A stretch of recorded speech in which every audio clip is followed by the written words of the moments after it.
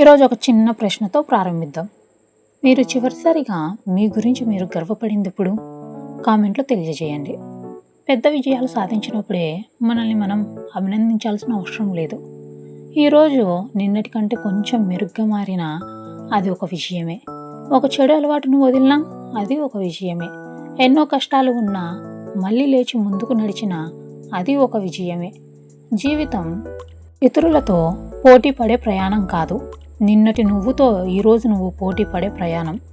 అందుకే ఇతరుల విజయాన్ని చూసి నిరాశపడకండి. మీ ప్రయాణాన్ని ప్రేమించండి. మీ వేగంలోనే ముందుకు సాగండి. ఎందుకంటే ఒకరోజు మీరు చేరే గమ్యం మీ ప్రతి చిన్న ప్రయత్నానికి సమాధానం చెబుతుంది. కాబట్టి మీలో ఒక చిన్న మార్పు వచ్చినా దాన్ని బట్టి సంతోషించండి.